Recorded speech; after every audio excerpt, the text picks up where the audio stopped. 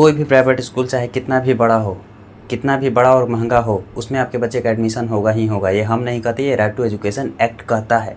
आइए आज देखेंगे पूरे विस्तार से कि राइट टू एजुकेशन एक्ट क्या है, यह कैसे काम करता है। राइट टू एजुकेशन यानी शिक्षा का अधिकार। बेसिकली इसे कानूनी तौर पर 2009 को, यह एक्ट को 2009 को लाया गया था और इसे पूर्णतः लागू किया गया था 1 अप्रैल 2010 को। यह राइट टू एजुकेशन एक्ट है क्या, यह कैसे काम करता है, ठीक है। सबसे पहले जानेंगे कि राइट टू एजुकेशन एक्ट का ज़रूरत क्यों पड़ा है ना। शिक्षा के अधिकार का ज़रूरत क्यों पड़ा। वैसे तो आप भीमराव अम्बेडकर की कहानी जानते हैं, बाबा साहेब भीमराव अम्बेडकर की कहानी कि उनको दलित थे, उनको पढ़ने नहीं दिया जाता था। यही सब चीज़ों को देखते हुए बहुत तरह की चीज़ें हैं। हालांकि पॉलिटी पढ़ेंगे तो उसमें विशेष तरीके से जानेंगे, ठीक है। यहाँ पे देखते हैं कि 86वां संविधान संशोधन के द्वारा आर्टिकल 21 के ए में राइट टू एजुकेशन एक्ट को जोड़ा गया, जो कि 2002 में हुआ था। इसे लागू किया गया 1 अप्रैल 2010 को भारत सरकार द्वारा पूरे भारतवर्ष में, पूरे भारत भर में। इसमें ये कहा गया कि 6 से लेके 14 वर्ष के आयु तक के बच्चों को मुफ्त शिक्षा दी जाए, और मुफ्त शिक्षा ही नहीं दी जाए, उसके साथ साथ कुछ सुविधाएं भी दी जाए, जैसे कि मिड डे मील यानी मध्याह्न भोजन की जो व्यवस्था है सरकारी स्कूलों में, मुफ्त और अनिवार्य शिक्षा दी जाए। किसको?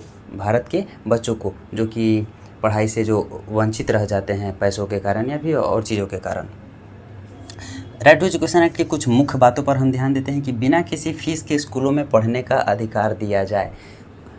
कोई भी फीस, अब सरकारी स्कूल में आप अपने बच्चों को एडमिशन कराते होंगे तो फीस थोड़ी लगता है। वही कहता है कि बिना किसी फीस के बच्चों को पढ़ने का अधिकार दिया जाए। निजी स्कूलों में 25% सीट गरीब एवं कमज़ोर वर्ग के बच्चों के लिए आरक्षित किया जाए। हालांकि आरक्षित यहाँ पे कहेंगे तो चीज़ें गलत हो जाएंगी, लेकिन जो भी प्राइवेट चलाते हैं स्कूल, चाहे बड़ा स्कूल हो या छोटा हो, निजी जो चलाते हैं संस्था स्कूल, उसमें 25% गरीब और कमज़ोर वर्ग के बच्चे वहाँ पे पढ़ सकते हैं। अगर कोई भी बड़ा स्कूल आपको आपके बच्चे का एडमिशन लेने से मना करता है तो वो राइट टू एजुकेशन एक्ट का उल्लंघन करता है और उसको सज़ा भी मिल सकती है बहुत बढ़िया तरीके से, ठीक है।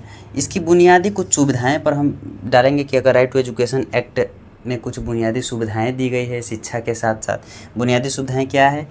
स्कूल में शौचालय होना चाहिए, साफ़ पीने का पानी होना चाहिए और उसमें योग्य शिक्षक होने चाहिए। ये बेसिकली हम सरकारी स्कूल की बात कर रहे हैं, जो कि भारत के गांव के हर कोने में, मतलब भारत के हर कोने कोने में ये चीज़ें आपको दिखाई देगी साफ साफ। इसमें फिर ये भी कहा गया कि पहला क्लास से लेके 8वीं तक के बच्चों को इसमें फेल नहीं किया जाए, चाहे वो पढ़ रहा है नहीं पढ़ रहा है, कमज़ोर है पढ़ने में, तेज़ है, फेल नहीं किया जाएगा 8वीं तक के बच्चों को, ठीक है। अगर भारत में कहीं पर भी कोई भी गांव में अगर सरकारी स्कूल नहीं है तो सरकार उस गांव में सरकारी स्कूल खोलेगी और वहां पे योग्य शिक्षक को रखेगी।